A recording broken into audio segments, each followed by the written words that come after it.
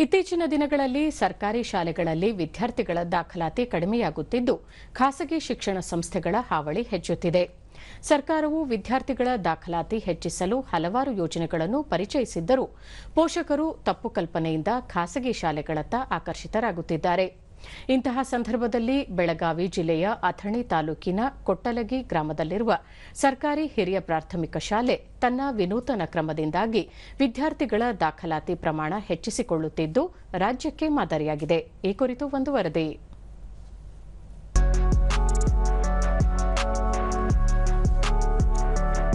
ಕೊಟ್ಟಲಗಿ ಗ್ರಾಮದ ಸರ್ಕಾರಿ ಹಿರಿಯ ಪ್ರಾಥಮಿಕ ಶಾಲೆಯ ಪ್ರಭಾವಿ ಮುಖ್ಯ ಶಿಕ್ಷಕ ಎಬಿ ಪಾಟೀಲ್ ತಮ್ಮ ಸಹೋದ್ಯೋಗಿಗಳ ಸಹಕಾರದೊಂದಿಗೆ ಶಾಲೆಯಲ್ಲಿ ವಿದ್ಯಾರ್ಥಿಗಳ ಸಂಖ್ಯೆ ಹೆಚ್ಚಿಸಲು ವಿನೂತನ ಕ್ರಮವೊಂದನ್ನು ಪರಿಚಯಿಸಿದ್ದಾರೆ.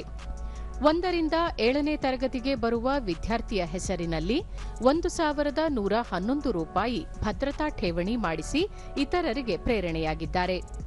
ಶಾಲೆಯಲ್ಲಿರುವ 130ಕ್ಕೂ ಅಧಿಕ ವಿದ್ಯಾರ್ಥಿಗಳಿಗೆ ಶಾಲೆಯ ಖರ್ಚಿನಿಂದಲೇ ಟ್ರ್ಯಾಕ್ ಸೂಟ್ ವಿತರಣೆಗೂ ಮುಂದಾಗಿದ್ದಾರೆ.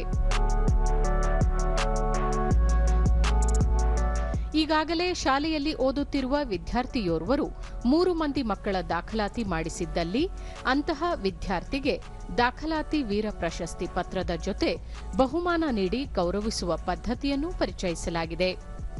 ಖಾಯಂ ಶಿಕ್ಷಕರು ತಮ್ಮ ಪ್ರತಿ ತಿಂಗಳ ಸಂಬಳದಿಂದ ಓರ್ವ ಅತಿಥಿ ಶಿಕ್ಷಕರನ್ನು ನೇಮಕ ಮಾಡಿ ವಿದ್ಯಾರ್ಥಿಗಳ ಶಿಕ್ಷಣಕ್ಕೆ ತೊಂದರೆಯಾಗದಂತೆ ನೋಡಿಕೊಳ್ಳುತ್ತಿದ್ದಾರೆ.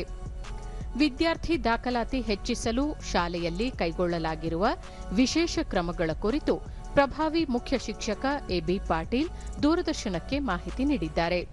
ಕೇವಲ 1ನೇ ವರ್ಗಕ್ಕೆ ಅಷ್ಟೇ ಅಲ್ಲದೆ 2, 3, 4, 5, 6, 7ನೇ ವರ್ಗಕ್ಕೆ ಕೂಡ ಬಂದರೂ ಕೂಡ ಆ ಮಗುವು ಕೂಡ ಈ ಎಲ್ಲ 1,111 ರೂಪಾಯಿ ಅಂದರೆ 1111 ರೂಪಾಯಿ ಜೊತೆಗೆ 6 ತಿಂಗಳವರೆಗೆ ಉಚಿತ ಪಠ್ಯ ಪುಸ್ತಕ ಗೌರ್ಮೆಂಟ್ ಕೊಡ್ತದೆ. ಆದರೆ ನಾನು ಅದರ ಜೊತೆಗೆ ಈ ನೋಟ್ ಬುಕ್ ಮತ್ತು ಪೆನ್ಗಳನ್ನು ಸ್ಕೆಚ್ ಪೆನ್ ಆಗಿರಬಹುದು ಎಲ್ಲವುಗಳನ್ನು ಸುಮಾರು ಒಂದು ಫಸ್ಟ್ ಸೆಮೆಸ್ಟರ್ ವರೆಗೆ ಕೊಡಲಿಕ್ಕೆ ನಾನು ಇಚ್ಛೆಪಟ್ಟಿದ್ದೇನೆ. ಮತ್ತೋರ್ವ ಶಿಕ್ಷಕ ಸಂಗಮೇಶ್ ಹತ್ತರಕಿಹಾಳ್ ಶಾಲೆಯ ಸ್ವಂತ ಖರ್ಚಿನಲ್ಲಿ ವಿದ್ಯಾರ್ಥಿಗಳಿಗೆ ಸೌಲಭ್ಯಗಳನ್ನು ಕಲ್ಪಿಸುತ್ತಿರುವುದು ದಾಖಲಾತಿ ಹೆಚ್ಚಿಸುವಲ್ಲಿ ಸಹಕಾರಿಯಾಗಿದೆ ಎಂದು ಹೇಳಿದ್ದಾರೆ.